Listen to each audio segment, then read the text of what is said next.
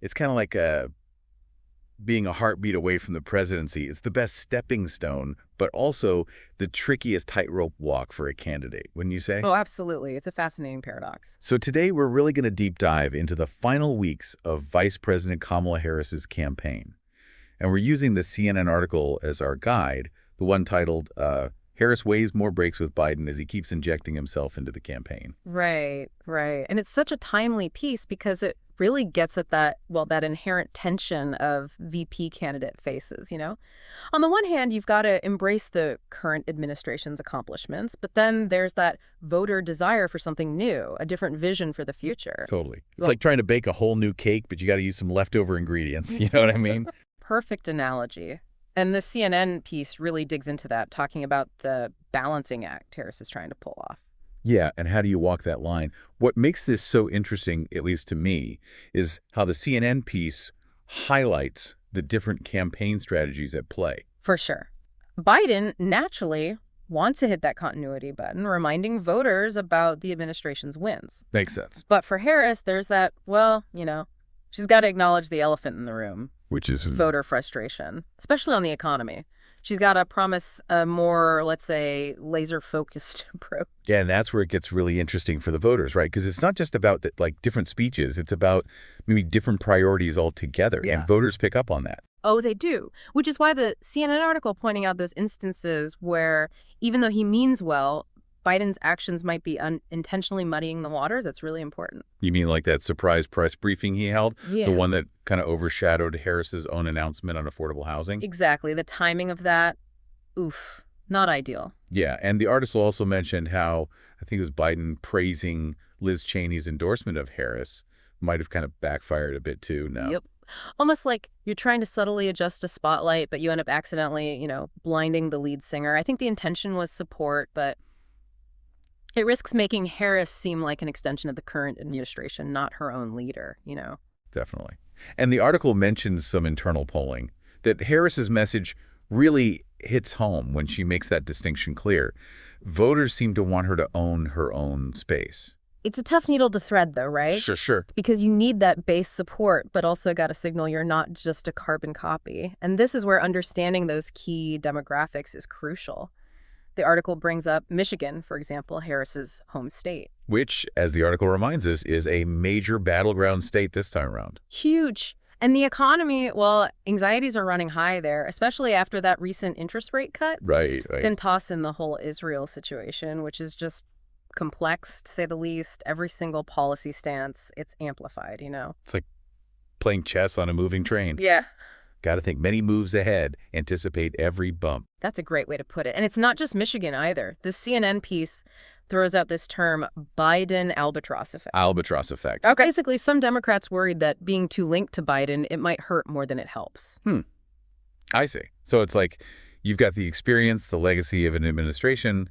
That's a positive, right? Absolutely. But at the same time, there's this anxiety, like maybe a fresh start is needed. It's a lot of pressure, even for someone as experienced as Kamala Harris. Yeah, it's a lot to juggle. But, speaking of juggling acts, the CNN piece, it also explores another interesting angle, the whole contrasting with Trump strategy. Right. So we're going from balancing act to, like, a slam dunk contest now. Well, kind of, yeah.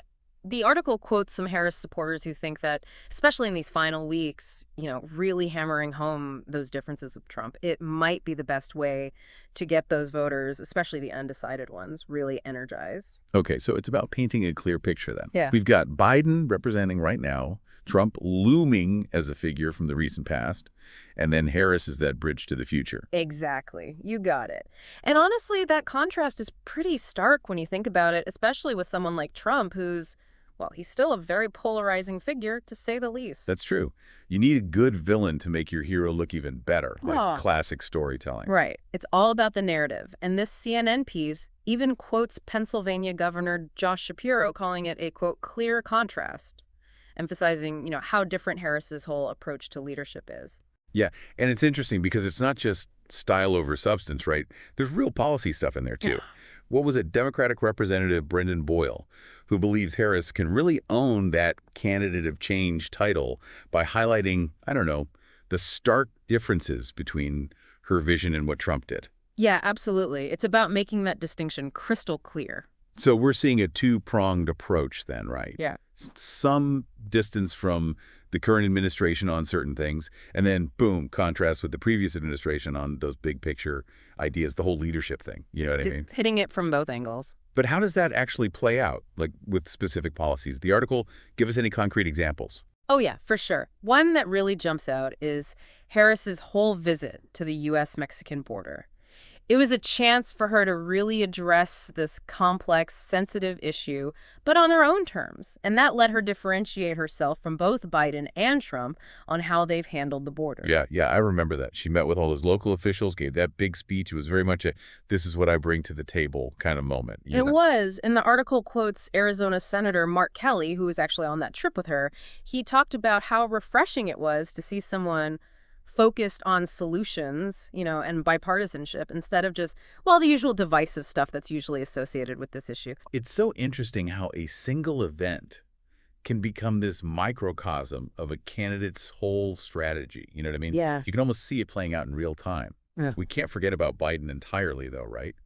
I mean, the article, it does touch on his perspective, too.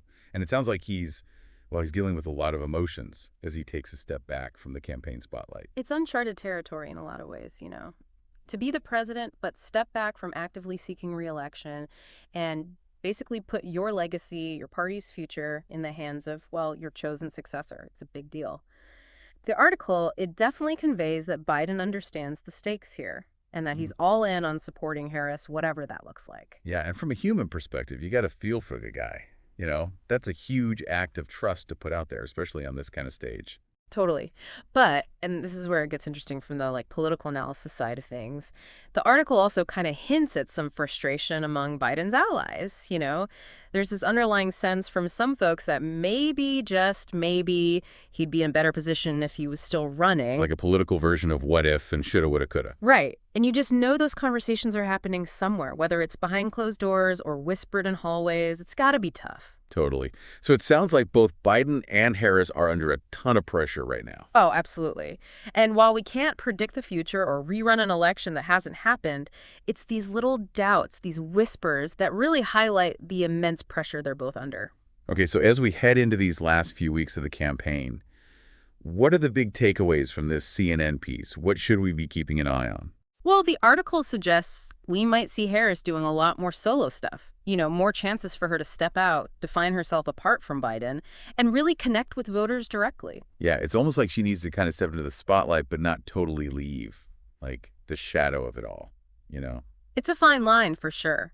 And what's really interesting about all of this, at least from the CNN piece, is how it kind of shows us something really key about how presidents and VPs, how that whole dynamic works, especially during these re-election runs. Totally.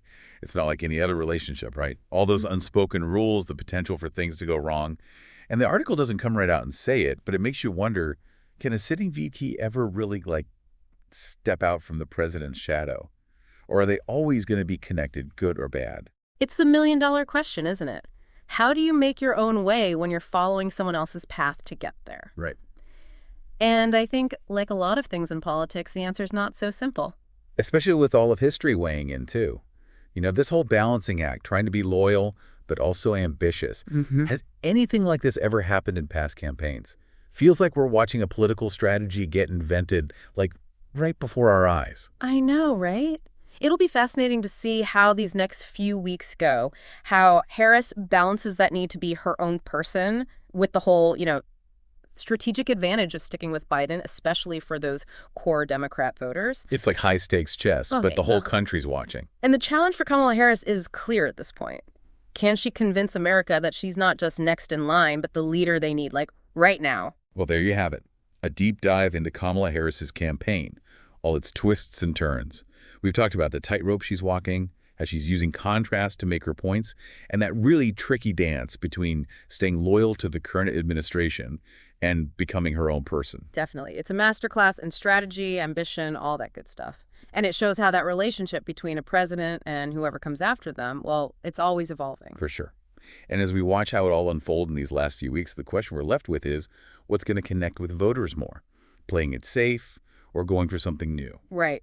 That's the choice every voter's going to be thinking about when they cast their ballot.